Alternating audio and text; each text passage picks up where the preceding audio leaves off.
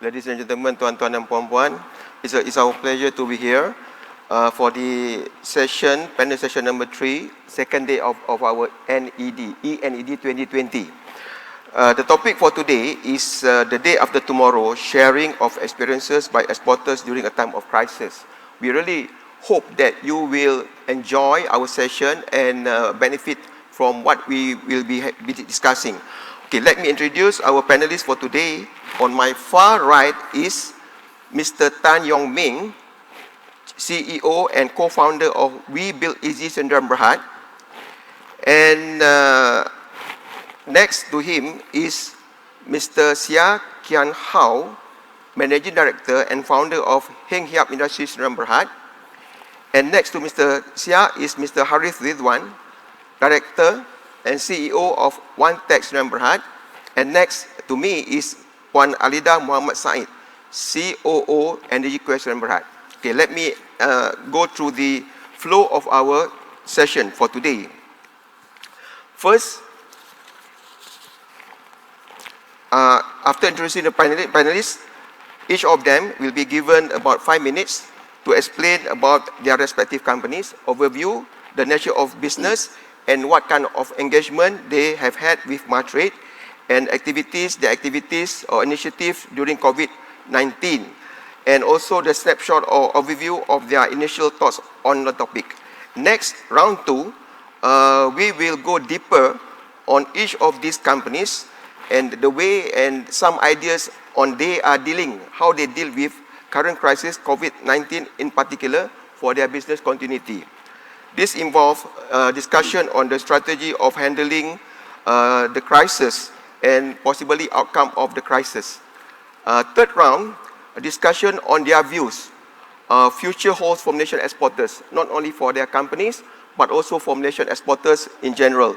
And after that, round 4 will be Q&A. We will respond to questions from the viewers, from the listeners. Hopefully, you will give us good feedbacks on the questions. And finally, I will wrap up the sessions, and I will also give opportunities to each of our panelists for their remarks. Okay, now I open the floor to Mr. Tan Yong Ming, CEO We Build Easy Sdn Bhd, on information about their company. Please, Mr. Tan. Thank you. First of all, thank you, Matrade, for having us here. My name is Yong Ming from Build Easy and Prop Easy.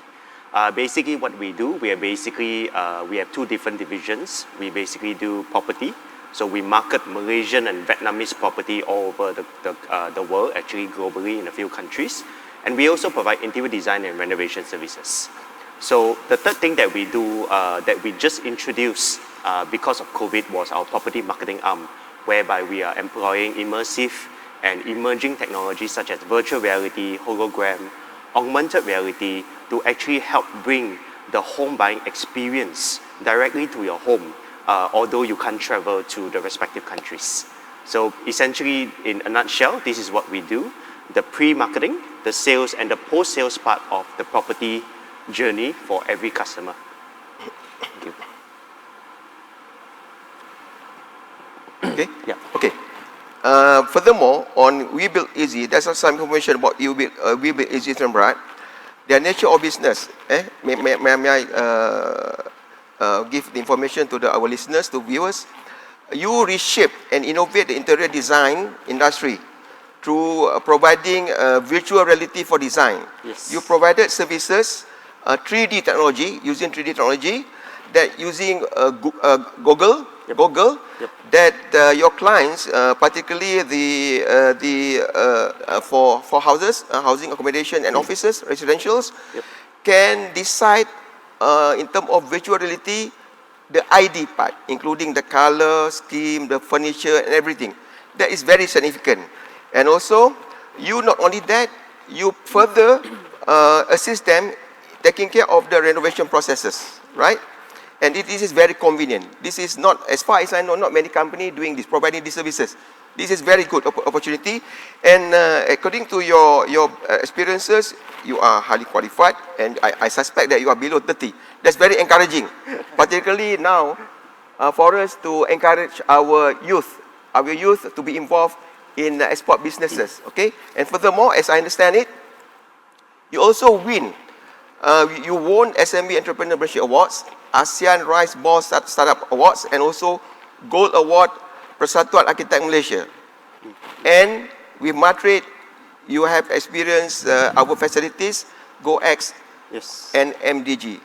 Congratulations. Okay, Thank later you. on we will go further. And not forget, you have exported to Vietnam and Indonesia, Yes. and also you have agencies in Russia, Kazakhstan, South Korea, Saudi Arabia, Indonesia, Hong Kong, and China. That's right. Congratulations again. Thank you. Thank you. Okay. Now, we go to our second panelist, Mr. Sia Kian Hao, MD and founder of Heng Hiap Industries Seram Barat. Okay, before I pass the baton to you, Mr. Sia, let me inform the viewers, our listeners, a little bit about your companies and about yourself. Then you can add on to what the information that we have here. Heng Hiap Industries Seram Barat, or HHI, was established in 2002, and you are involved in developing, you are in the forefront of developing and innovating plastic recycling technology, right? And then you have developed smart plastics to address plastic manufacturers' needs for high quality, customized recycled plastic resin as well. And you also have designed smart factory in Johor Bahru. In fact, Mr. Yap flew for this program from Johor Bahru. He arrived yesterday. That is we really appreciate that. And then your factory is also certified Green Building Index that meet customer high performance standards and stringent requirements. And now you are producing Plus House Ocean Plastic. Do I pronounce correct? Plus House. German name, right? Is it German name? Okay.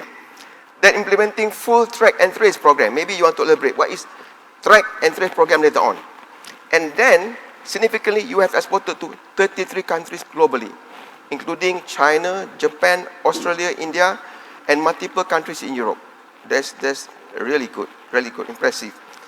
And your achievement, you have got Junior Chamber International 10 Outstanding Young Persons Award. The Age newspaper named you as the Michelangelo of recycling. And Frost & Sullivan awarded 2020 Malaysia Smart Waste Solution Technology Innovation Awards. Okay, and then our program that you have involved was mid-tier company development program. So your company is quite can be considered big. It's mid-tier, like Mr. Tan just now, SMEs, and the rest of panelists SMEs. You are mid-tier. It's good to have you here to have something different too. Okay, and then success story. You have received the first in the world ocean-bound plastic certification. Okay, now I pass to you. Please continue. Sure. on your company and profile. Thank you. So for me, when I first started in recycling, it's relatively easy. Many of us are familiar with Beri Surat Khabar Lama, Bio newspaper, and that's how I started at the age of 10, following my parents, going from household to household to collect all these recyclables. And growing up, my parents always asked two things from all of us, all the siblings. Number one, get a degree. Number two, never ever become a recycler, ever. So that's what my parents told us. And reverse psychology work. So we did get our degree, and then all of us are now in recycling. So we started from scavengers and then slowly become mobile pickers, yard owners, processor, and finally aggregating the entire plastic recycling industry. My parents started in metal and paper. I founded the plastic division in year 2002, which is 18 years ago. So we integrated the entire supply chain so that we can control the feedstock. And that actually helped us to match whatever inherent property, whatever is the uniqueness of the plastic, to create very high performance and niche material that we call smart plastic. So today we have more than 700 formulations, so customized for different application, whether it's construction, architecture, automotive, home appliance, servicing global brands like Panasonic, LG, and also the top Japanese automotive companies. As what Encik Amran mentioned, we export to 33 different countries. We moved to a new factory in year 2014. So when we moved there, we wanted the factory to be more than just a factory. So we start to look into what can we do more as a concept or as a feature to show the level of standard that plastic recycling in Malaysia could be. So recycling is great, but recycling uses a lot of electricity. So we decided to make our own electricity. So we go into chemical recycling, we make our own diesel, and then we basically have a 1 megawatt renewable energy that's powering to our entire factory, so that our entire factory is off-grid. Off-grid means, and also we're harvesting rainwater. Off-grid means without DNB and SAJ, our factory continue to run. Hope our audience among our audience from TNB and SAJ are not too unhappy about that. But what we want to showcase is the possibility of plastic recycling technology in Malaysia. And then COVID hits. Yeah? Everything was going well, our order was coming in, then COVID hits. Everything go from a just in time to a just in case. And that becomes a perfect storm, because besides COVID, we also have the fallen oil prices. And also at the same time, the cost of recycling increased. So in a way, we were trapped in that very, very difficult situation. So we start to look into a lot of different variation of product that we are making. And one of the product that are very, very well, which is very, very well received, is our ocean plastic. So we basically activate our collectors to collect all the ocean plastic, and then we convert it into a high specification type of smart material. And then we work with product designer, award-winning product designer, and work with the right big brand, and then we sell it to the conscientious consumer. The entire food step, all the information that we have right now are basically pieced together through a QR code.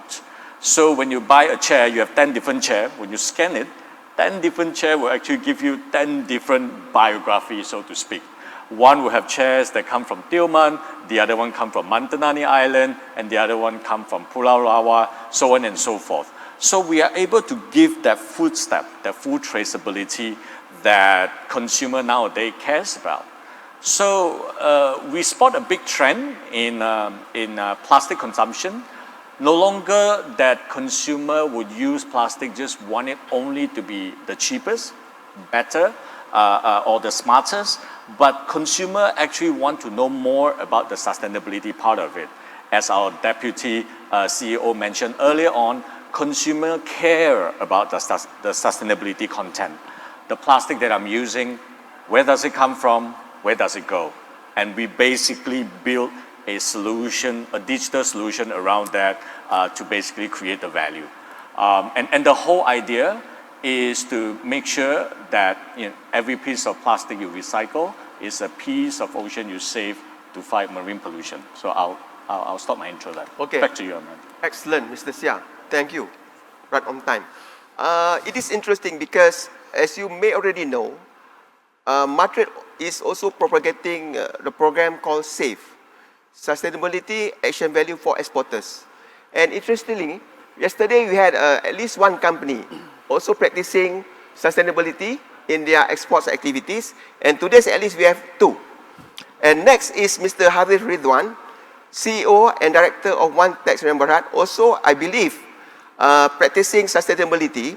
Mr. Harith currently leads his family 27 years old business and second generation in the woodworker industry, and also he is well known as Green Carpenter because of his commitment to produce eco-friendly product using sustainable resources, and also advocates Malaysia growing consciousness about green design, sustainability living.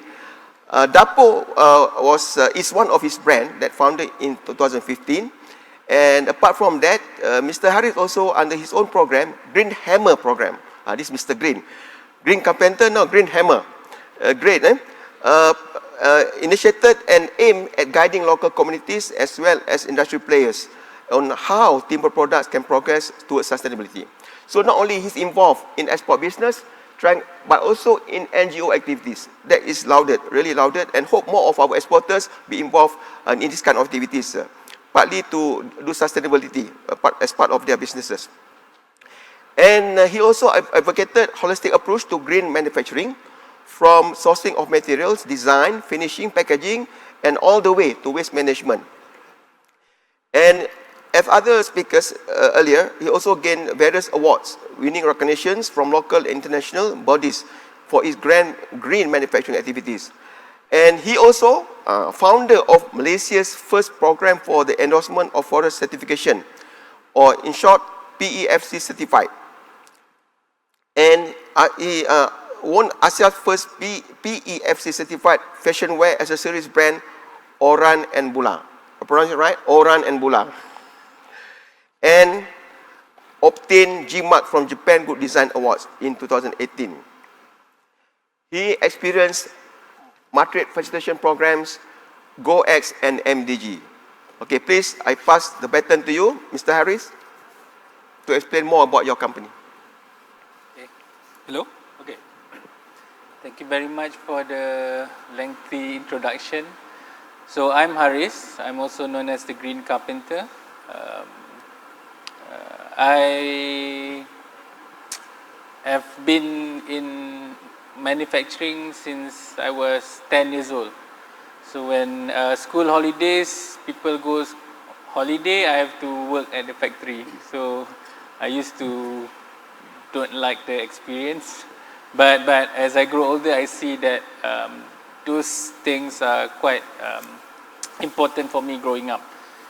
So after I finished my studies, I came back and continued the family business, and I delved more into the industry, and I saw that there's a lot of injustice happening in the industry.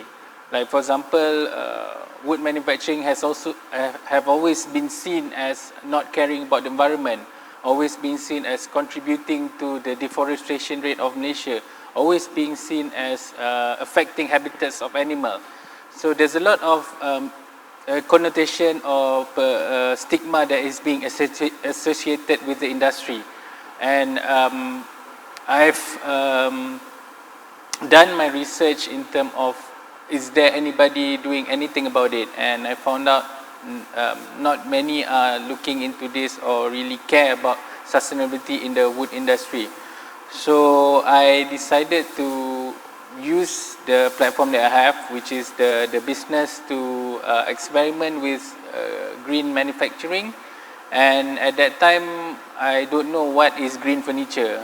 It's very limited knowledge in the Malaysia sense and also in the international sense. So we have to do a lot of R&D and trial and error. And so far, we've gotten a lot of interest, and we've found a process that we can follow to make manufacturing of products, not just wood products, to be greener as a whole. So about my company,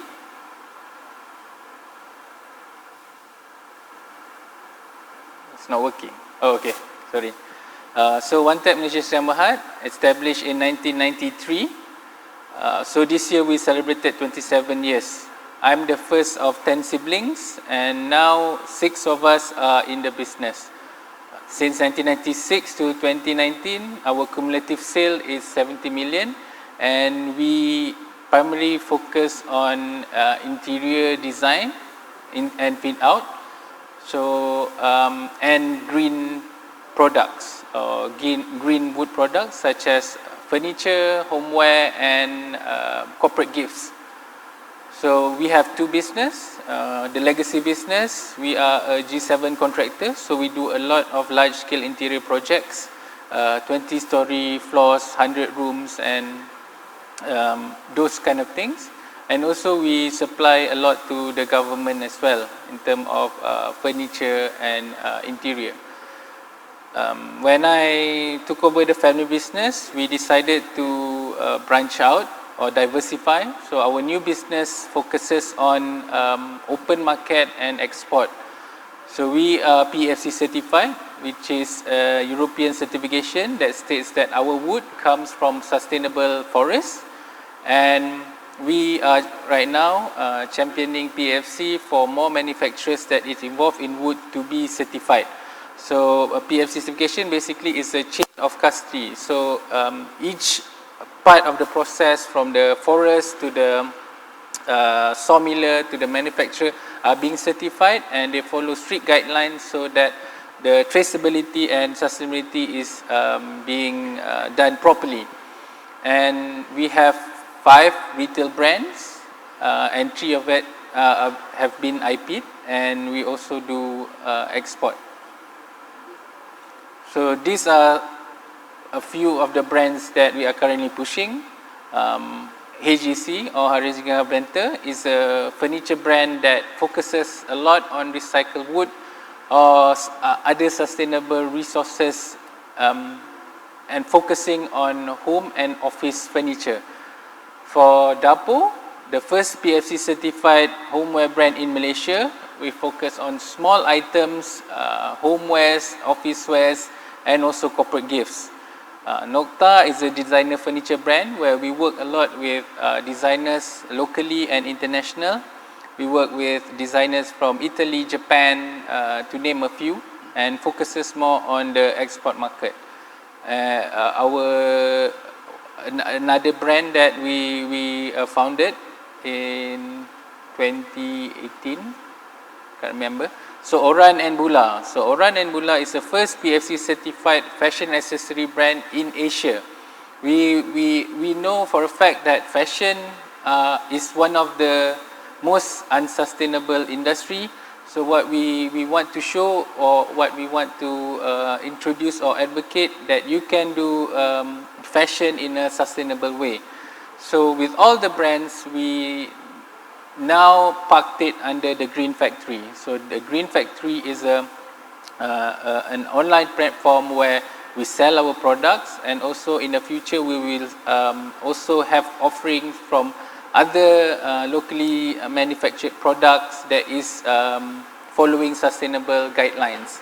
So what we generally do is, beside doing the product or selling sustainable product, we advocate for sustainable manufacturing and businesses. It's not just on wood industry, it can be done in a lot of different industries as well, and at the same time focusing on youth development.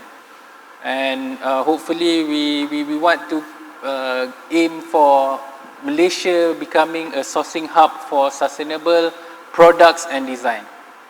Okay, thank you, Encik Haris, Mr. Haris. Now we move to Puan Alida Muhammad Said, Chief Operating Officer of Energy Quest Sdn Bhd. Energy Quest was established in 2004. It is a privately owned, independent upstream oil and gas consulting firm with portfolio of clients, both local and international operators. My understanding, they provide integrated exploration and production consulting services in the area of subsurface, surface, and core and fluid studies. And material assistance program that they were involved were MDG, a market development grant, Bumiputra Women Youth Exporters Development Program, and GoX. GoX has been renamed as Exit now. Okay, and they have been exporting since the first year they established, since 2004, and they are working in more than 20 countries, including, for example, in Bangladesh, right, UK, Sudan, Indonesia, and Russia, as well as Iran. So please, Puan Alida, for your more information on your company. Okay, thank you, Encik Amran and Matrid. Energy Quest is a technology and consultancy services, as you mentioned, in the upstream oil and gas. Unlike Mr. Sia, where your specialty is converting plastic to fuel, we are made of a consultant who get the actual fuel from the ground, right?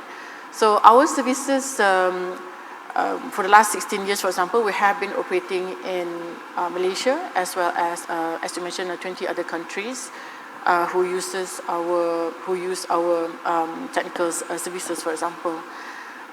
What exactly do? We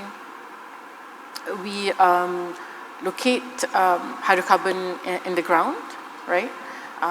And formulate the development plan on how to produce it and increase maximum economic value for our investor.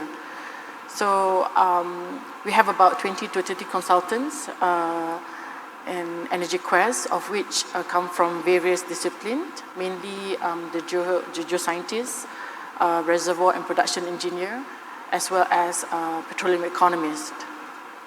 And for the last 16 years, for example, we have, as you mentioned, we have been promoting our services abroad, and in one instance, for example, as a reserves auditor and resource certification company, for example, right? For example, if you have a Malaysian investor here who want to invest in, say, the North Sea, and looking for a company to certify is the asset really has this much hydrocarbon, and how much investment should go in with the developing the asset. This is where we come in and actually help out our client to ascertain the economic value of the asset. Now, when we say asset here, we're referring to exploration blocks, prospect, as well as a discovered field, whether they're produced or not, right? And our clients are mainly from operators, as well as other consultancy services or investors, right? So to date, we have conducted about 150 studies in Malaysia as well in 20 other countries. And what we have is the services can come in technical consulting, as well as a specialized service, or any combination that's required to actually work the asset. Now, with COVID-19, no doubt, with the crude price drop, when crude price drop, activities in the upstream oil and gas slow down, right? Investors are anxious whether or not they should spend more money in this industry. But being in this business for the last 20, 30 years, we have gone through 1997 Asian financial crisis, 2008 global financial crisis, as well as 2015 oversupply of crude. As long where the crude price dropped. So once the crude price dropped, investors are anxious, as I mentioned, and activities slow down. This is where the challenge is. So when COVID-19 hit us, I wouldn't say it's not new, but through all the experience that we have gone through, we have become more dynamic and resilient in preparing ourselves for this kind of situation. So in particular, during this COVID-19, we use our young professionals, right, to work on an in-house application and software system. So we spent about so when COVID-19 hit, we are at the stage of commercializing the application system that we were working on, which we have been working since about 2 years ago. Okay, right? that's interesting, because now Puan Alida is going into our second round. I will let you continue, no problem. But Okay. for information, for the benefit of our viewers, listeners, now we are going into round number 2, which is we will go deeper on how these companies overcoming COVID-19 business for their business continuity, and also their views, and maybe just suggestions to our colleagues that is listening viewing this program. Okay, Puan Alida, please continue on the strategy handling. You mentioned just now about hiring the youth and doing some programs. Okay, please continue. Right. One of the things that we embarked was to train young professionals, qualified young professionals.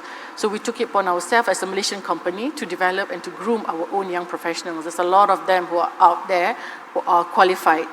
And to date, Energy Quest has trained like more than 80 young professionals through various programs that we have, whether they are on-the-job training, internship, or some mentoring, right?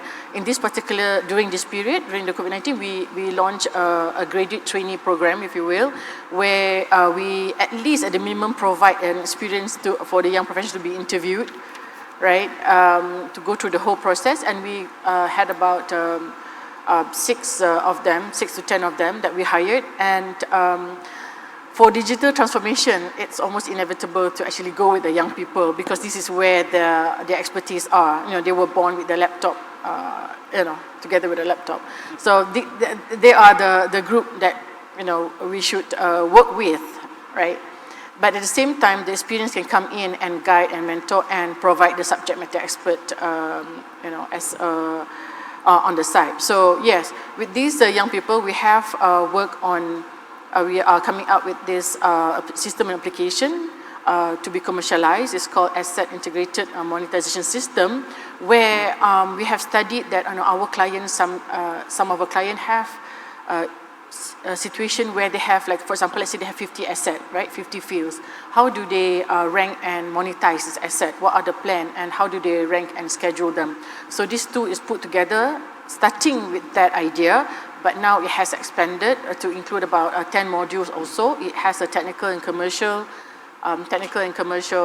aspect to it, with database, data analytics, and predictive tools, all to help anyone who's in oil and gas, whether you're a service provider or you're in operatorship, to how you can assess your asset from technical and commercial. So this is one of the, if you will, the silver lining in the situation that we had. We actually come up with that, tapping on the situation. The other focus area during the COVID-19 period is, for us, some are letting go of their asset.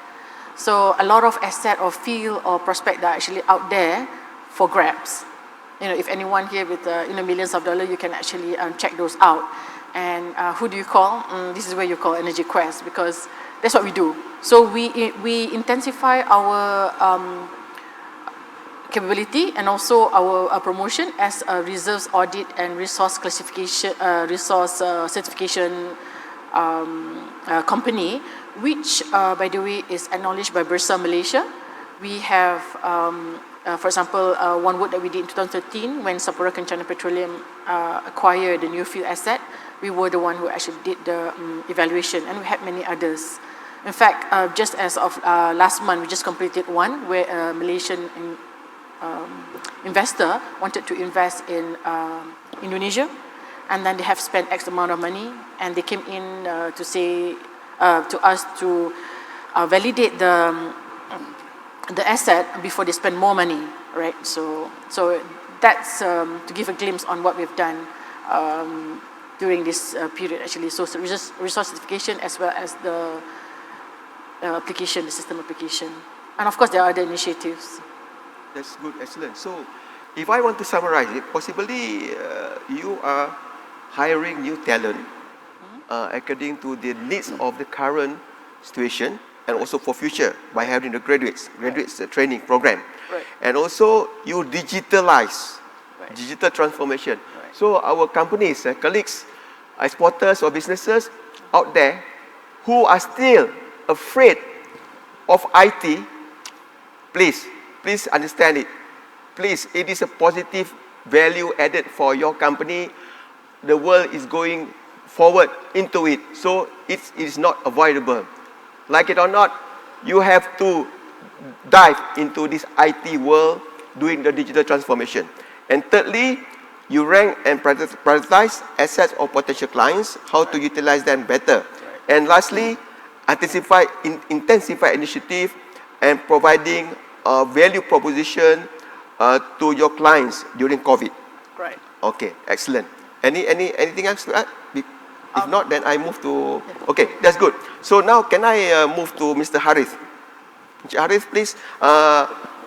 Again, I remind you, please explain to the viewers, listeners, and to our colleagues out there, the strategy of handling COVID maybe you have before COVID, you already prepare, or during COVID, and also possibly after COVID, share with them, okay, so that they can benefit. Please. So thank you. So during the first phase of MCO, we, like everyone else, a bit terkejut or like buntu, and we don't know what to do, and it's like so random and so unprecedented. So the first week is like haywire, we don't know what to do. But after the first week, okay, we decided to like sit down together, me and my team. So we discussed like, so what are we going to do now? Everything has changed. We cannot operate. We have bills to pay, and there are projects that we need to do but needs to be stopped. So there's a lot of things that goes out of the drain, meaning that the great plan that we have for 2020, like everyone else, we have to throw it out of the window, and we decided to go back to square one. Okay, like what is the least things that we can do, or the low hanging fruit that we can do to move forward. And we come up with the COVID-19 contingency plan, where we have short-term plan and also medium-term plan on how to solve this issue. So on the second phase of MCO, we got to resume our operation. So we got the approval to work, and we also start with our US market plan, which is using Amazon to e-export, to focus on export online. And during the third phase of MCO, we started our online sale campaign, and it goes until Raya. And before Raya, one day before Raya, we finish our Amazon stock and we ship out to US.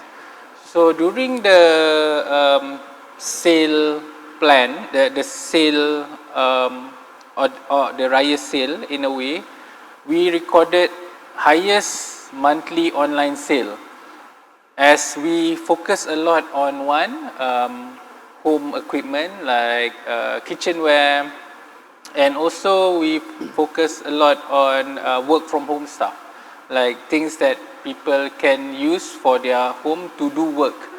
So by going or targeting into home or people, the habit that is being formed, we come up with a collection of products that is suitable, and we get really good feedback on the products. So that we decided to open our platform, our Green Factory online platform, to continue with the online kind of approach to sales. Because previously we do a lot of our sale through distributors, so it's a bit physical. We do a bit of sale online as well, but as our product are mostly on the premium side, people will engage better through distribution to the physical. But because of COVID, people are willing to buy. I think one of it is because we have developed the brand in a way that people already know the brand. So now they're just moving toward buying from physical to online. And during that time, it was so haywire for us, because like we did all our sale through WhatsApp. So like imagine like 140 orders or 570 products. So we have to transform our gallery from being a visitor place to a packing area. So it's an interesting time for us that time, but we managed to pivot, and we managed to get good result of it. And now we are, instead of firing people, we are hiring more people. Okay, thank you very much. That's good. It's interesting. So the first thing, what happened to One Tax and Rat was terkejut or dazed. They don't actually know what to do. Didn't know what to do. So, for our companies out there who experience the same thing, you are not alone. Our companies also, other companies also experience the same thing. However, after the days, they sit down, they discuss on their strategy, what to do next. Then, with their strategy, they prioritize on the low-hanging fruits and providing the contingency plan, short-term, medium-term, and long-term. Then they take action. They decided to go to establish online platform to intensify actually, and then to target US market and high raya sales, and then they also target the people work from home, the staff, and then they get feedbacks from their clients. These are all the steps, right? I believe all the steps that can be emulated or being done also by other companies during this period. Okay. Thank you, Encik Haris. Now, can we move to Mr. Sia, please? Can I add one? Okay, one sorry. more point? Yeah, please. Sorry, one more point. Important point. Instead of just focusing on business as well, what we did was we want to see how we can help in terms of contributing or solving the issue of COVID. So we work with a social enterprise, BZBG initiative, to produce PPEs and medical equipment. Okay. So what we want to share is that, yes, business is important, but also we need to find ways to contribute to the issue itself. So we need more people to contribute and more people to help also solve the issue. Excellent. Through our engagement, through market engagement, we also came across companies, our companies that contributing, helping to the efforts to combat COVID. Thank you. Okay, Mr. Sia, please, your turn. Sure. So for us, when COVID hit, same thing as I mentioned earlier during the introduction. I echo what Mr. Haris said about the part about frozen and not knowing what to do. But immediately we actually found out, as mentioned earlier, we were double if not triple hit. One was COVID, the other one is oil prices coming down, and the third one is that because of the cost of recycling increases, we basically have approximately 20% of dropout rate. Wow. We work with the whole independent recycling community, so we have a 20% of dropout rate. And when we look at our customer are at a different cycle of this COVID bell curve. Some were still on the top, rising, some were almost at the peak, some are actually recovering. So it was actually very difficult to work with the supply chain on that side. And when we look at our competitor, same thing, they were confronted with the same issue. So we sat down and we know that, oops, the door that we're used to coming in and out has closed. What are we going to do? And then immediately we found out there's got to be a new door somewhere. There's got to be some invisible window somewhere. There's got to be some gap. There's got to be some hole somewhere. Let's go look. And then we found something that's actually interesting. First, same as in Haris, we immediately talk about some of the contingency plan. We go collaboration. We go collaborative. We call our competitor. I'm based in Johor. I call a competitor in KL. I call another competitor in Penang and say, factory A, B, and C. If one of us unluckily got shut down, the other two will pick up the orders and produce on behalf, so that we do not affect our customer locally and internationally, or internationally. And then we basically create a pack together. We even created the same grade of material that we basically, either one of us could actually supply. So we go collaborate, on the competitor side. With the supplier, we then go a lot of engagement, a lot of Zoom meeting with them, a lot of communication, because a lot of them are independent or basically, one person that run the one-man show that we call it. So we give them a lot of information, a lot of support, and then we help them to move the material, because we actually get special approval to operate since MCO1, since the very, very beginning. And then we look at customer. Now, with customer, it's almost a perfect storm also. We start to see the customer being very, very polarized. One part, it's all on survival. It's all about dropping the price. The price was dropping to the floor. Everyone was dumping prices. Nobody is happy about it, but everyone was in that panic and survival mode. And then, at the same time, we see another group of customers basically go into sustainability. They go on sustainability and say, hey, we want sustainable product. Because now, this COVID has given rise to this conscientious consumer. This new group of consumerism is very powerful. And they spend a lot of time on the screen. So everything has to go online. And they are very picky and they know exactly what they want. So everything has to be on demand. So it has to be online, on demand, on sustainability. So then we start to look at our request for ocean plastic. And then we're like, that's it. We have one group of customer on pricing. We have another group of customer on value. So which one are we going to choose? So the way we do is that we choose both. A good strategy. Get everything you can. Because the one with price and volume pays the bill. So we focus on that and try to sustain as much as we can. And then we migrate our bandwidth to service those who wanted an edge, a uniqueness on sustainability. And ocean plastic comes at the right time. So immediately we come up with a 5C model. Collect, convert, co-create, champion, conscientious consumer. So we actually go to Tioman, Redang, we collect the ocean plastic, we convert it to high-spec material that fulfill all the international standard, and then after that we work with award-winning design that design the chair. This award-winning chair, it's a designer by Danny Fong, a Dutch designer, and then we work together with Kian Furniture, the second largest furniture maker from Malaysia, second largest furniture supplier to, we call QSR, quick service restaurant, or commonly known as fast food restaurant, or the McDonald's, KFC of the world. So then we go through Kian Furniture and then they supply to international school because we want to educate the entire circularity of plastic. Excellent, Mr. Sia. Thank you very much. Wow.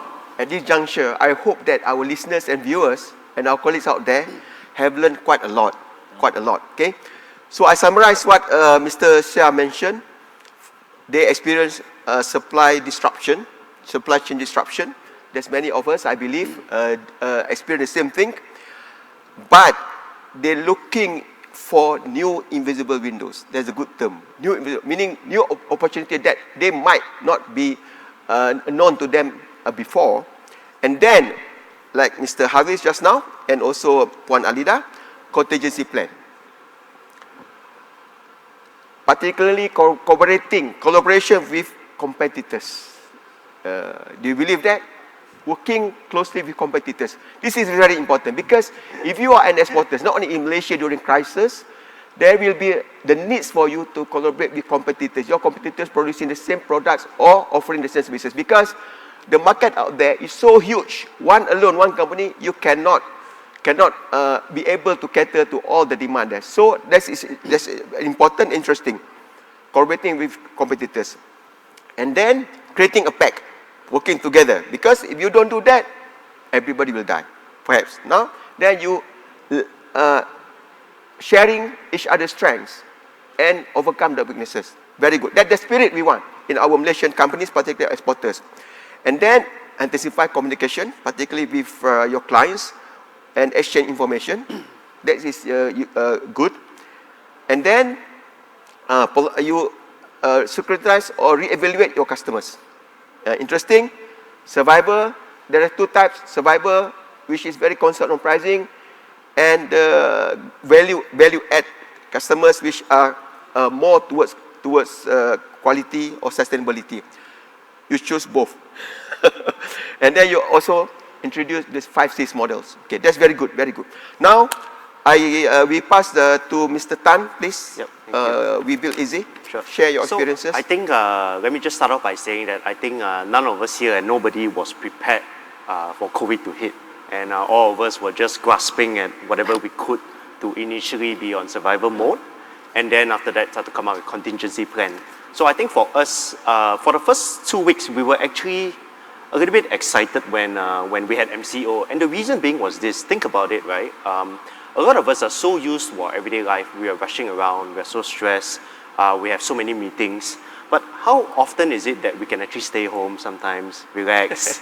And yeah, actually. And the silver lining to this was I have never spent such quality time with my family, my parents, as before. So I would say that despite the pandemic that's going on and the crisis that's happening to most of us, there's always a good point and a silver lining to all this. Now, coming back to what we do, just want to introduce myself again. We have 3 different divisions of what we do. So the big part of what we do is actually every month we will be flying in customers from globally, from various countries around the world to come and look at Malaysian properties to invest and to buy in. So of course, when the borders shut, we actually went from, about 150 to 100 customers a month all the way to 0. So we were extremely badly hit. And so what we did from there was we started to look at things from a different point of view. What could we do? So the 2 main things we did, number 1, we started to introduce virtual events like this as well. So I would say kudos to Martrit because this is a very, very, I think, groundbreaking event. And what we did was we were introducing our virtual events, for example, to customers in Hong Kong. We wanted to show them that you being at the comfort of your home, you could still actually be able to experience what Malaysia has to offer, where your property is, where is the nearest MRT station, where is the famous food, where is the best nasi lemak, just by sitting at your home. So we were showing this virtually through projection mapping, through all sorts of motion graphics, all the computer animation that we could support to bring our case forward to our customers. So of course, being an O2O model, an online to offline model, we understand that purchasing a property is a very high ticket item. And of course, if you want someone to buy something online for that, it's not going to be feasible. So what we are doing now is to have as many events as possible to ask them to introduce them more on Malaysian properties because to our surprise, we have a lot of interest from Middle Eastern customers. And I always love Malaysia. I always believe that Malaysia boleh. I am very proud to say that we have so many customers that are actually thinking of moving to Malaysia. So despite all the things that's happening in the country, there's always a lot of opportunities here. And we believe that a lot of other country nationalities would love to migrate and move here, right? So that's what we are actually very actively advocating on. And the second part of what we do is actually we started to introduce our marketing arm. So we went to retarget our property developer customers and say, hey, look, it's a bad time. We understand that everyone is trying to cut marketing budget, marketing spend to save costs. But think about it this way. If you are ramping up a little bit on brand awareness, a bit on marketing, you could potentially stand yourself apart and differentiate yourself from your competitors. So we started introducing more and more animations, visuals, all sorts of virtual reality, augmented reality, hologram, anything that could provide an immersive and interactive experience to your potential property buyers or investors, wherever they may be. And we believe that that actually helped us to survive this period. So because of this as well, we managed to expand to Vietnam. We managed to provide our marketing services to some of the biggest property developers in Vietnam. We managed to expand to Jakarta. We managed to provide the biggest marketing services to these developers as well. And so we actually managed to introduce a brand new revenue stream that helped us to survive during these COVID times. So looking back, we have our marketing side for property developers. We have our sales side of property sales. And coming back to our design and build side, we started introducing templates, ready-made templates for all Malaysian home buyers out here or even to foreigners. Because if you look at it, right, interior design is something that is not affordable to the mass market. We believe that ID, great spaces, great experiences should be affordable to everybody, and hence we also introduce ready-made templates that you could pick from based on what we like to theme as Malaysia's favorite food. So for example, if you like, say, Kandang Paya, for example, we introduce design themes that is based on that concept and the green color, and we have a ready-made template that we can provide to you within 30 working days. So with these 3 different divisions and revenue streams that we are working on, I really hope that we can survive and we can grow as well. Okay, thank you, Mr. Tan. Excellent. Interesting. Just now, one of our panelists said terkejut or dazed, and Mr. Tan excited. Excited. Opportunity to stay home, to be with family, have a quality time. But at the same time, they intensify their virtual initiatives, providing information, branding, repackaging, interactive more actively with potential customers. Importantly, to get their customers to get to know who they are better and what kind of services they offer. All this through digitalization, virtual reality, because that's one part of their core businesses. Okay, now we move to Puan Alida, round number 3. Your view, particularly in your industry, what the future holds for Malaysian exporters? Your view. Okay. Maybe I think 2 minutes each of you Okay. before we move to Q&A. Thank you. For us, the market, for Malaysian exporters in the oil and gas industries, the market is really what we want to be. What do we want it to be? And it's actually out there for us to grab. The way we see it, like I said, we have survived. COVID-19 is just one of the events that we face that affect the crude price and then slow down upstream activities. But we had other events prior. Now, the way we see it is, continue, developing business with integrity and good governance, which include empowerment of young professionals who can help us through the digital transformation. And with that recipe, I don't see why we can't actually offer our service globally. And in this particular area or business for oil and gas, whatever we do here, as long as we follow the industry standard, is actually applicable throughout the globe.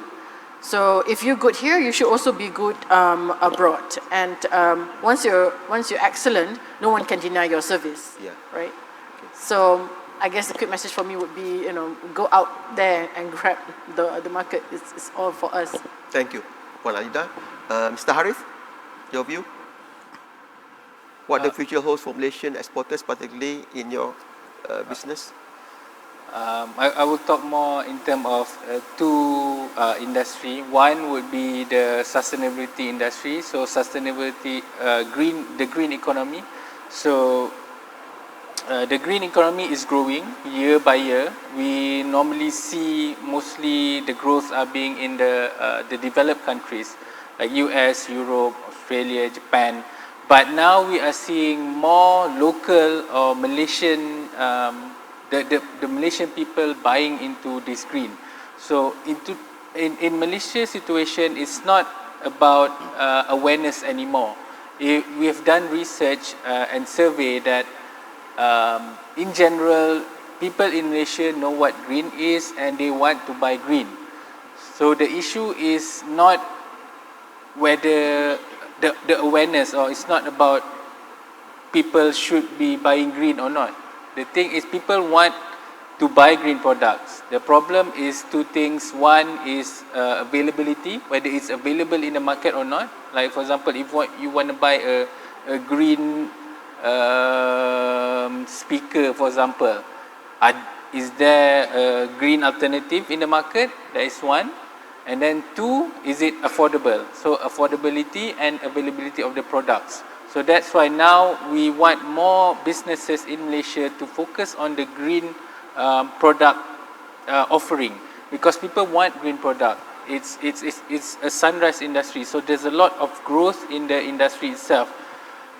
You just have to make it good and also sustainable in a way through sustainability. There's a lot of company that is greenwashing now because green is a trend, But what we want is companies that producing products that is real, in a sense that there's a lot of consideration being put into deciding on how to create a product. It's not just the material, it's the design, it's the coating, it's the where do you source it, and all of that should be taken in consideration for the product offering.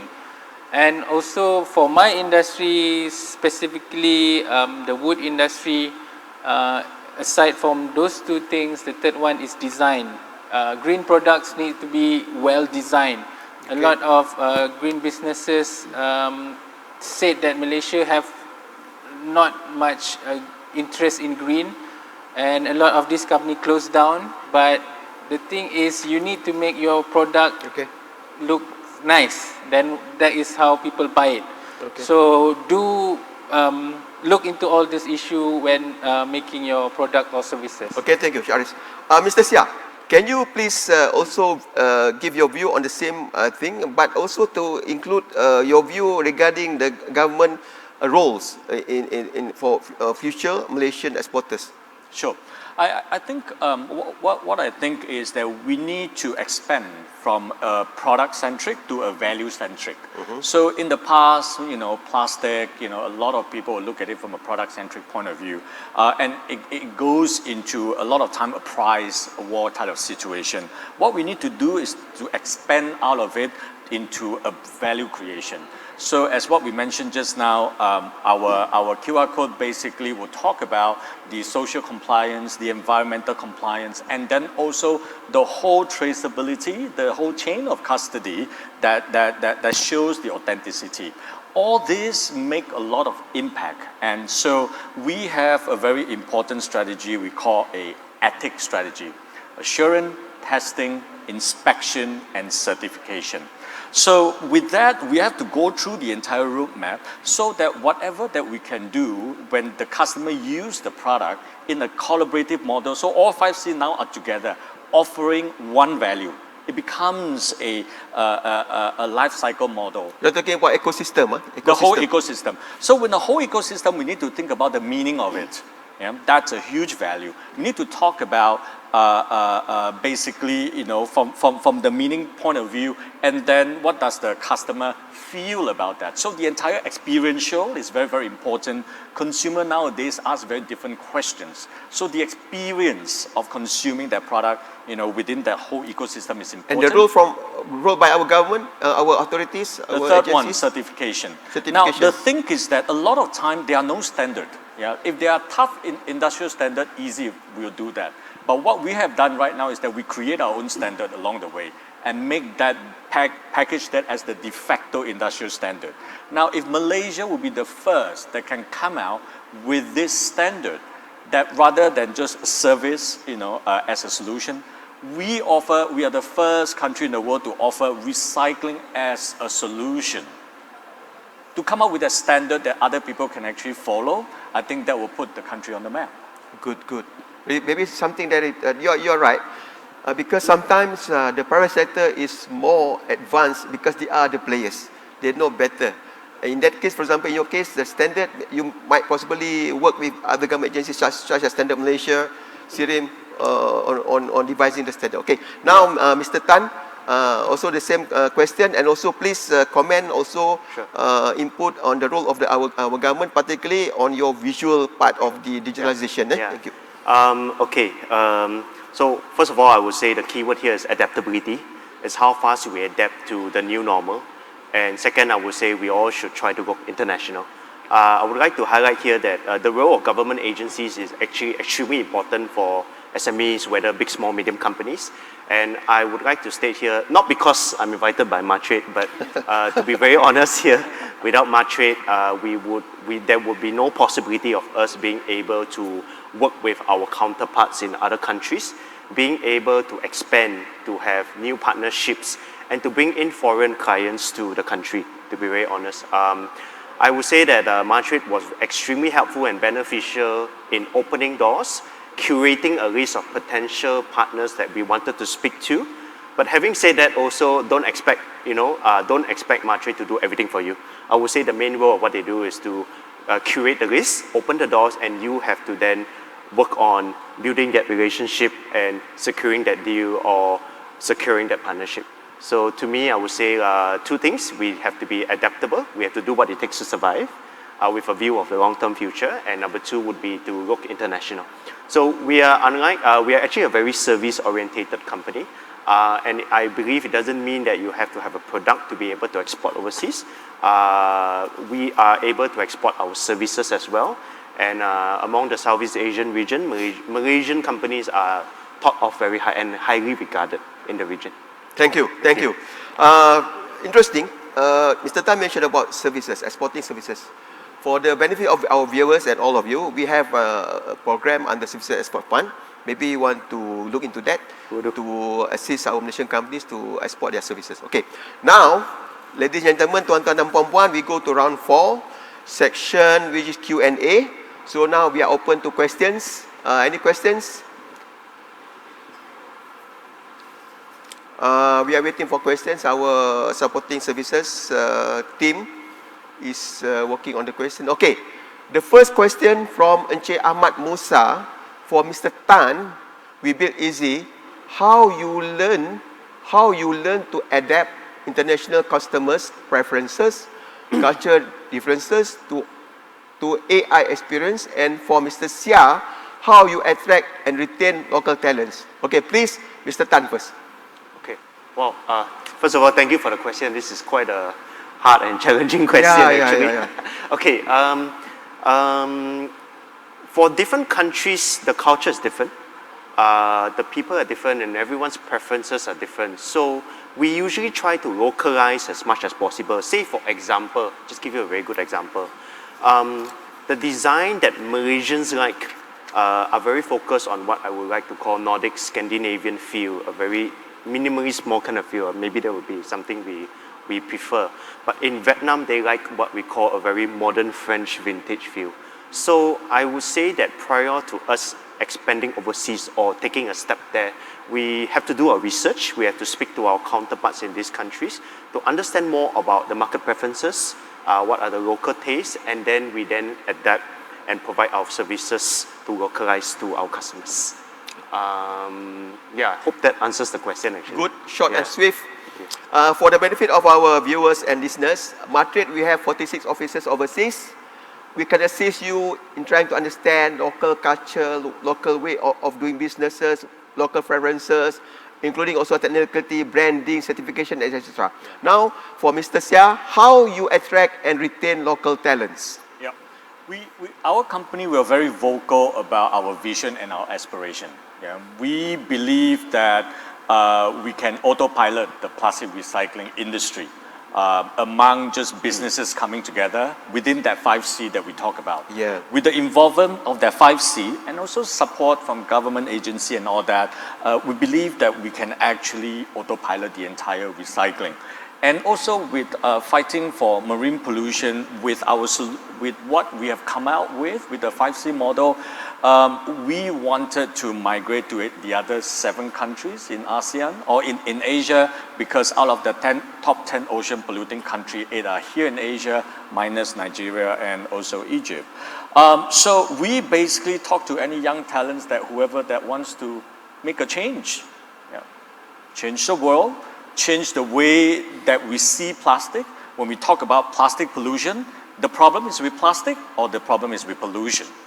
We believe we have a solution. Let's attack on this, let's work on this in a very different way. And also with our digital solution, we then come to get them together to actually make that impact together. During this time, just like Harith here, we also recruiting a lot of people, especially given the COVID situation. There are more bright young talent that's coming back from Singapore to Johor Bahru. So we are now attracting more, and then now I'm actually spending more time to make sure that they stay. And doing making that impact together, crafting the solution together, I think that's a very, very exciting journey ahead. Interestingly, because actually our local talent are very talented. From our interactions the first day and today, and I believe also tomorrow, there are Malaysian companies first in the world patented their technology and their product and services. Believe it or not. Not the first patented in the world. There are several companies. So the high confidence in ourselves is very important. Okay, and also may I add, possibly salary or pay is not necessarily the main determinant. It is the commitment, the interesting workplace, for example, and the trust given by the employer to the employees. Yeah, the design is important. We do pay above the Okay. market rate, but then the meaning after that is important. More importantly, I want to emphasize to all the SME owners or business owner that a lot of time we know very clearly the customer, our vision, what we want to say to our customer, but we don't craft enough about our employer's vision. What do we want to say to our employees and our future employees? So to actually have that clear thought that you can actually reach out, it's something that's very, very important. At an event like this is the time that you're talking to people who are listening and who will be interested of joining the company. Great, great. Okay, thank you very much. Next question, please. Okay, from Mr. G.E. Ng, for Mr. Harith, I'm inspired by your passion on greening the wood industry. In this connection, how would you propose to convert and convince the traditional wood-related industries to take this greening leap forward? Mr. Harith. So thank you for the question. So I've, like previously said, the problem with Malaysia is not the awareness. We have awareness, we want green products. But the issue is availability and also the price point. So that is now why I'm doing activism work more on the business side rather than the public side, because there's a lot of people championing sustainability in the public side. So now public wants to buy green products, but there's no products. So that is why now I'm doing a lot of activism work online and also offline in getting businesses, not just wood industry, to make good green products or services, because there's a need for it. And we found out that there's a lot of misconception about green products or doing green business here in Malaysia. Most of it is in terms of cost. People think that if you want to do green product, you have to install solar panels, you have to buy big expensive machines, use expensive material. So a lot of businesses are afraid to be part of the green economy because all this misconception. But the main thing that we need to tackle them or convince them is that you can make money by doing green. So actually businesses, that is one of the main purpose. It's not about saving the world, it's not about environment, community. I mean, like most of it, it's more about the bottom line, which is the sale. So that is why now we are doing a lot of sharing, a lot of basically like showing people that you can make money using green. I make money using green.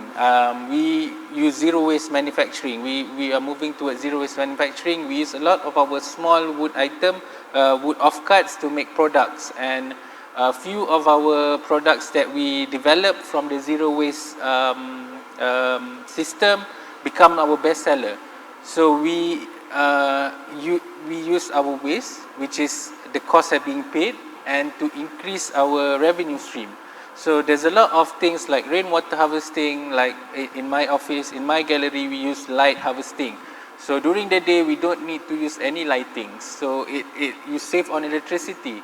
A lot of people think that, forget that efficiency is green. You have the same output, but the input is less, electricity or material is less. So efficiency is also green. So that is how I approach convincing companies or businesses to go green, to show them how they can make money or save money. Okay, excellent. Thank you. Possibly, the industry or the players in this sustainable industry might do what Mr. Sia did just now. The producer manufacturer group together to tackle the issues of awareness as misconception. And then when our society have more awareness and correct information, so everybody in the industry, they buy more green products and everybody, the producer, enjoy get benefit. Maybe, think about it. Okay, so thank you, Mr. Haris. Next question, please. From Encik Firdaus Abu Bakar for Puan Alida. In years to come, what is your strategy to implement sustainability into your company? I assume they already have, Energy Quest already have a sustainability program, but Puan Alida, please reply.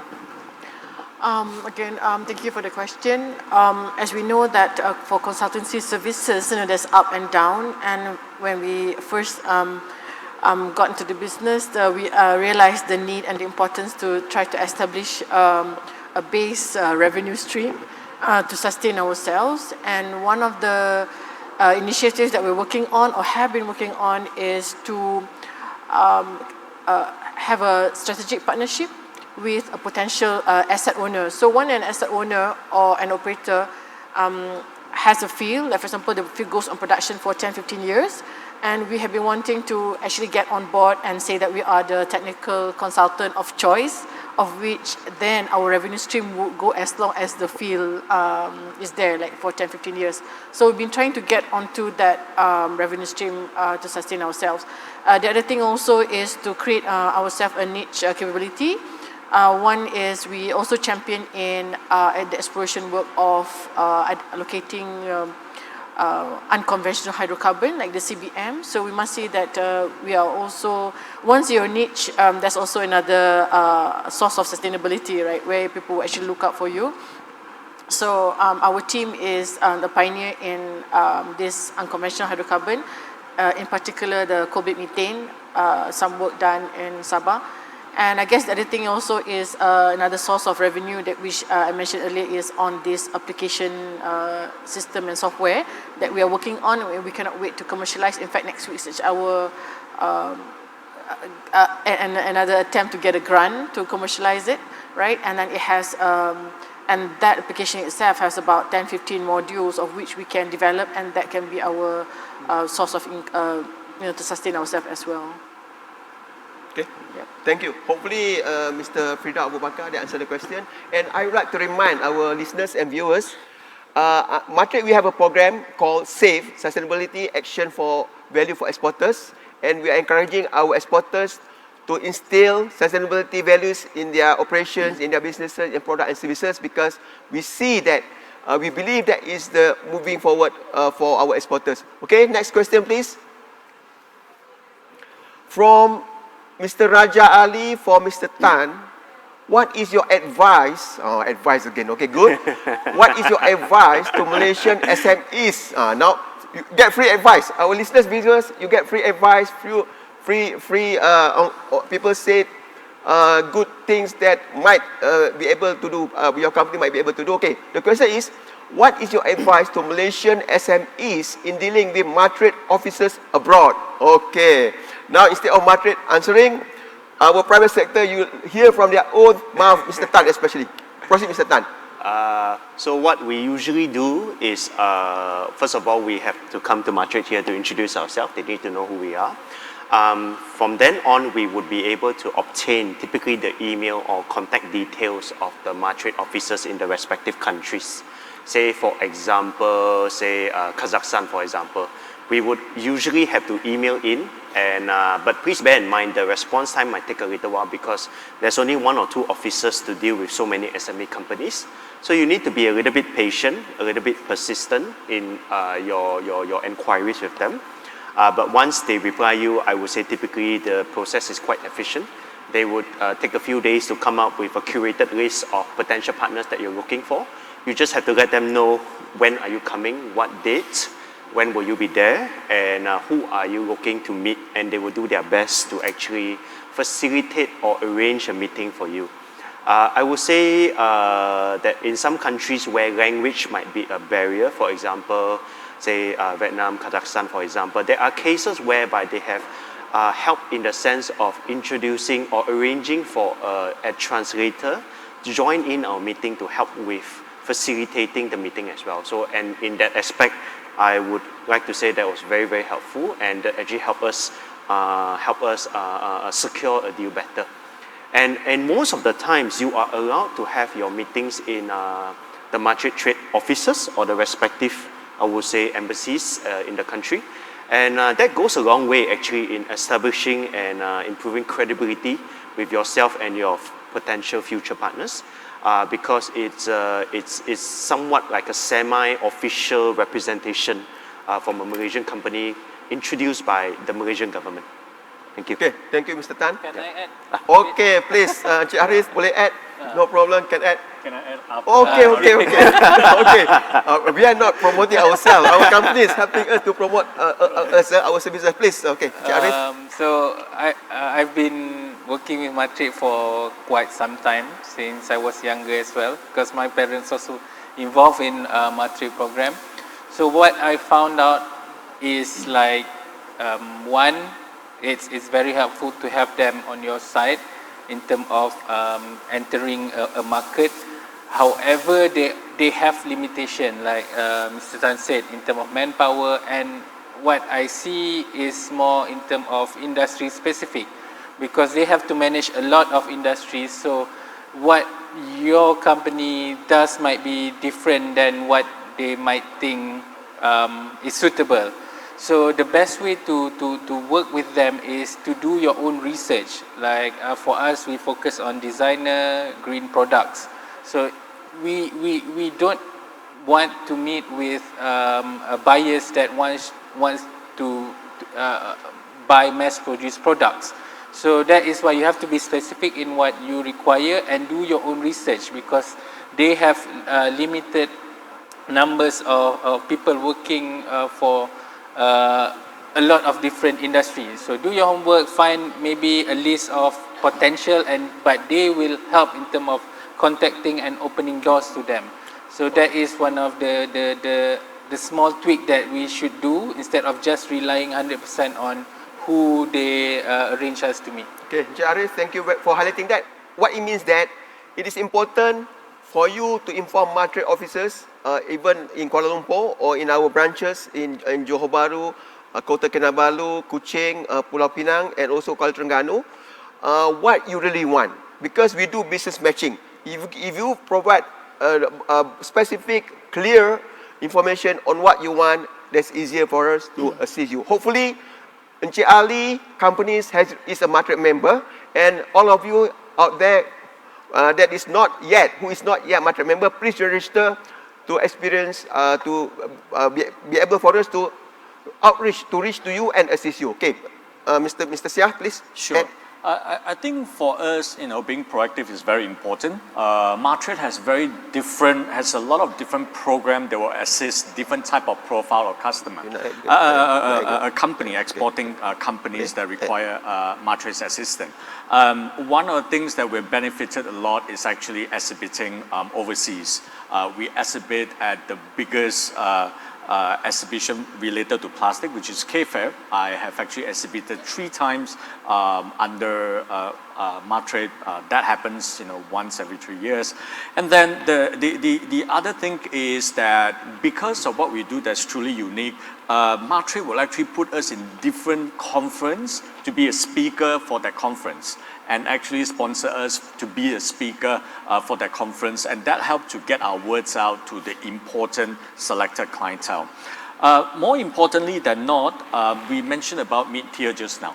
So mid-tier company is a specific profile of companies that Matric put a lot of emphasis to study, and basically what we have gotten is that we have got the top consulting company that dive into our product, our services, our industry, our solution, and come out with a top-notch report.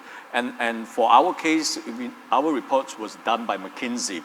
Until today, many of the 2x2 charts still craft our strategy until this very, very day. Not only then, the Matric will then link to all the Matric offices abroad and basically put together or curate the immersion trip that we will go and actually meet the customer. And from there, we found today our biggest distributor in our business. Our business, since we started with the mid-tier program, has actually increased at least 60%. So that's one of a great journey that we have had through mid-tier. Now, all those are post-COVID. During COVID, there is still APAC, another very good virtual exhibition platform. It's amazing, 500 ringgit. It's like you are on exhibition 365 days, 724. You pay 500 ringgit, you can claim back from MDG. Essentially nothing, but you have to be the one that is proactive to do all this. So Matre can be at the passenger seat or back seat, but Matre will never be at the driver's seat for you. That is not what Matre is all about. So even today for this experience together, going digital, I think it's setting a really good example. So again, I agree with you. Kudos to Matre. Okay, thank you, Mr. Sia. Mr. Sia reminded us on another opportunity for you to be in the forefront of your business. Please consider being the exhibitor in virtual APAC exhibition. You can find more information in our website. Okay, maybe Puan Alida want to add something also? Thank you. Listening to Mr. Sia make me feel like a exporter yang manja, But I agree with everybody that we should be more proactive and that we should actually do our part. Market is just a platform for us to catapult ourselves to the global market, right? And for Energy Quest especially because we are highly technical team. In fact, our CEO himself, Ngani Temun, he himself is a geophysicist. So we for sure and we for sure definitely appreciate the help that we've been getting from Market to do the marketing, to take part in the marketing platform that Market has prepared for us in our participation in international trade fair, exhibition, and the pre-arranged businesses. In fact, for all of those, for the last 60 years, we have managed to tie up some MOU agreement with some parties in a few countries, and now we're working on the part on trying to actualize the MOU, right? So that's the first step. At least in terms of pre-investment on the upfront cost for international market, it's already being helped out. Now it's our turn to actually keep looking for opportunities to actually materialize that. Good. So we can only do certain part of the process, and the other part to finalize, especially our company still should be committed themselves. Okay. Next question, please. From Emily Wong for Mr. Sia, have you overcome the export challenge during this COVID-19 pandemic since plastic product is no essential products? I think you already elaborated some, but you can add to what you already informed earlier. Sure. So for us, we are not essential, but we are key supply chain to support essential. So because of that, we were actually given the special approval to operate. And to also, again, how do we overcome the export challenge? This part is very, very important. Again, we go in collaborative mode. Collaborative mode, we talk to our customer, we talk to our distributor, we talk to our supplier. So from the supply side, we start to mobilize their material so that there's liquidity on their runway. From our distributor, we actually ask them to build stock because we wouldn't be able to supply that just-in-time kind of situation. So in a way, we sort of created the demand for ourselves. Same with the customer. We tell our customer to increase also their stock level, and then that create that breathing space. And that's how we overcome. That's a short answer to that. Okay, thank you. Meaning that now, instead of focusing oneself on one's own companies, we have to be alerted and to be aware of the whole ecosystem needs for exporters, including for private sector and public sector and the players. Okay, thank you. Next question. I believe this would be the last questions since we need to wrap up after this, please. From Mr. Alex, how do you rate the importance of business continuity plan? Perhaps this one is applicable to all of our panelists. Can I start with Puan Alida first? Yeah, sure. Okay, please. To us, is to have a business continuity plan is critical, where regardless of the situation, you can operate your business. And for us, because of the nature of our business, where we deal with a lot of data, proprietary and all that, and we have always have that in place in terms of one can do work from anywhere as long as the infrastructure cater for data security is there. So that's key. And I guess the other thing also is in terms of knowing your work. So as long as you have a workflow, proven workflow, and a structured system on how to monitor the data quality, and a trusted team, you can actually work from anywhere. So that business continuity plan is key, that need to be laid out to everyone in the company. Okay, thank you. Next, Mr. Harith. After a few years in the business, I decided to do a 100-year plan for the company, and we've done a lot of research and data gathering. So what I want to advocate is getting data as the way for you to plan. Like a lot of data, like sales data. You can get the data from Matrix, from your various agencies that deal with your industry, and do it in a way that your projection is based on data. And a lot of research needs to be done for future technology or future development. When you have a framework of your time or your plan, then you have to put in contingency. Now we are experiencing COVID, and that is not in my plan. So now we have to make it flexible, and we need to make it proactive in making sure that plan is one, but implementation and making sure that it's relevant is another point. Excellent, excellent. Mr. Chia? Yeah. When we talk about continuity, the first thing that came in my mind is cash. Yeah. So it's all about mitigating the cash flow. So it's almost like a human body. Make sure that's enough oxygen intake. That's something that's important. The second thing, we're looking into supply side, the supply chain point of view. How has the entire landscape evolved? So during that evolution, we will then need to source the material very, very differently. Last time it's big group, big volume. Now it's more grid, it's more spread out. So we need to source very differently. Product, as what we mentioned just now, rather than just a very price-sensitive survival mode, we need to basically migrate or recruit this so that it moves from the product to a more life cycle, sustainability-driven that builds on value. And then, last but not least, it still go back to people. So how you feel about the whole situation, how are you going to attract your talent so that they can go through the entire transformation with you? That is the mind. Okay. So that is the entire. It's almost a entire recruitment plan of your believers, whether it is actually your supplier, your people, your product. It's recruiting people that believe in your aspiration and your vision. Thank you. Okay, Mr. Tan, your turn. I fully agree. I could not have said it better, actually. Okay. Yeah, I think I fully believe business continuity plans are very important, but I would also like to highlight that the key word here is adaptability, and what all of us like to say, we call it pivot, right? Plans, as usual, don't always go to plan. All our plans are boleh pakai now. But I think the key word is how we keep evolving and iterating to make sure it fits into our long-term value-added goals. That's Okay, for us. And of course, for us in the immediate short term is always to control the cash burn rate, have a longer runway, have a more increased liquidity for cash flow, and of course trying to reduce costs and increase revenue. That's in our short-term plan. Okay, that's good. I think it covers everything on the importance of business continuity. Okay, now we need to wrap up 1 minute each from each of you. And I was informed by our support team there.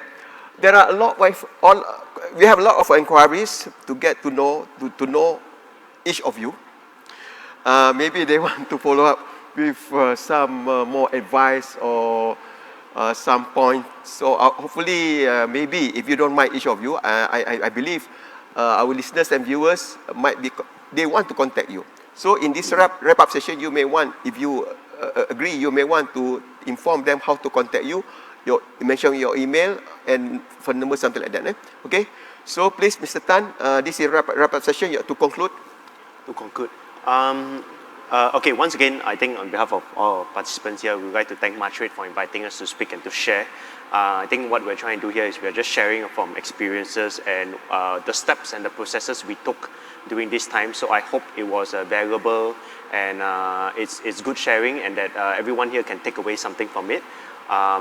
Along the way, we've made many mistakes. We're still making them, but I think the most important is how we keep to pick ourselves up from our lowest point in life. Okay, you want to tell them, inform them your email, how to contact you? Yeah, sure. My email is my name, Yongming, at webuildeasy.com. I think later I will just let the Matrix support team know, drop them my email so that they can list it out on the website or something. Is that okay? Okay, perhaps Yeah. if I think support team, we can perhaps inform the contact details of our panelists here in our website. Okay, okay, thank you. Mr. Sia, wrap up. For me, I think again, you know, COVID definitely it's a trying time, caught many of us off guard. But I stand by the idea that when one door closed, the other door will open, the invisible window will open. To me, the scariest thing would be wait for that door to open again. So the best thing is actually look around for that invisible window, that quiet door, or that, you know, hidden gap or whatever, that we will still be able to continue. Maybe we can check back to see whether the one that we're familiar with, whether it's still open or not. But find that invisible door, and because the minute you find that, suddenly you are on track back to the adaptability. And I think COVID has been such a good teacher. It has made me a much better leaders, and definitely for the company. So I think that's a great learning for all of us. I really appreciate the challenges that has been thrown onto me. As for my contact, I show it on my slide just now. During my intro, I'll be happy to take any email that can we'll just share with them. send it to me. Thank you. Thank you. Mr. Harif? So thank you again, Matred, for inviting us to share our story. What I would like to have the last wrapping up is try to align your business with the cause. Because right now we are moving from product and service based, like Mr. said, to value. And people support you, buy your products or work with you because of your cause. Gen Y and Gen Z, they all looking into causes aside from money. So align yourself with the cause. It doesn't have to be environment, it can be community, it can be working with refugee, it can be a lot of youth. You can choose your cause and work around it, and you will find opportunities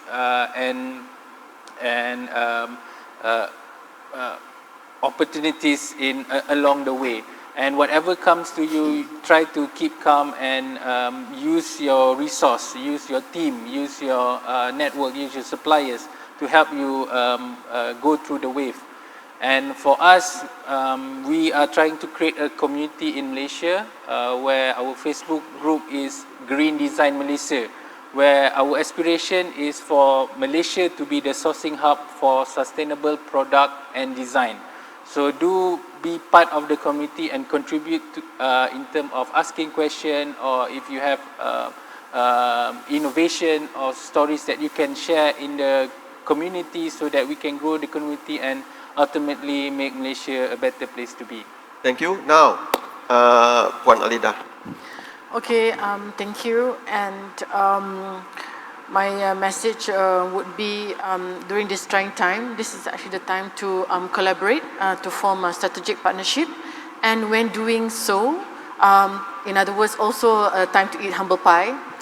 And in doing so, during collaboration, do remember about not being greedy, right? This is one way why some of the partnership fail to take off, but we are actually in all this together. And I guess the key message would be we are strong in our advocacy for empowering our young professionals. It is our duty to actually get them and set the platform for them, and together, we can actually do better.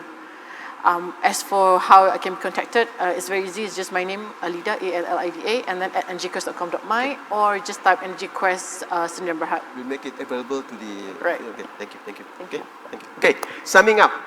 Okay, allow me to sum up overall what we have learned. I believe we have learned a lot, especially our viewers and listeners, our colleagues, business colleagues there. For sustainable in business, especially exports, ones need to have export strategy, should be in place, and to consider having short-term, medium-term, and long-term export strategy. And then also, interpreting the trend, expecting, knowing the market intelligence, informations, and know what you want. Either you want to focus, for example, market niches or general, and knowing your customers. And then either you want to go with the flow, or you riding the wave. For example, just now, going with the wave, or riding the wave, or creating the wave.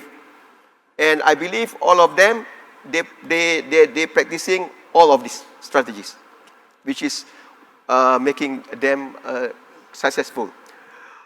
And also, we need close relationship between the public and private sector for successful export initiative and also economic growth of our country, and need to understand each other well, including awareness, understanding, and dealing with the export ecosystem as a whole, okay, and supply chain, for example, and the supporting export mechanism and also intermediaries, the whole ecosystem, not only the players, not only Matrade, other government agencies, ministries, and the support services such as standard certification, logistic, and financial institutions. Okay, and government facilitation is only part of the whole efforts, as mentioned several times by our panelists. It should be reciprocated by our private sector, especially to make it successful. The one scoring goal is our private sector, and will be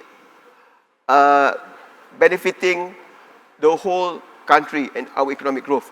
Matrade, like other government agencies and ministries, we are facilitating your efforts. However, we believe together we can be successful. And then, significantly, all of them share the same view. They have positive attitude towards COVID. Even though sometimes they were dazed, they were surprised, they were terkejut, but they turn it around. They turn it around, talking, strategizing internally, and also knowing what the external environment, how they want to tackle it. Okay, so with that, I wish, on behalf of Matrade, I wish to thank you, all of you, that have been following us, not only today, yesterday, and hopefully you all will continue this after this session until 1 o'clock and tomorrow. Please don't miss this opportunity. It doesn't happen, it only happens, for example, once a year. But you always can interact with Matrade. Please join Matrade as a member, register Matrade member, to know, to experience, to get all the services that we are providing, I can say, free of charge. Okay? So with that, again, thank you very much, and please continue to join our programs, especially for this eNED 2020. Thank you very much. Salam hormat, salam sejahtera, terima kasih. Thank you to our panelists as well as our moderator for that very insightful session. Now, ladies and gentlemen, I would like to have your eyes on screen for this very special video, Go Global with Matrade.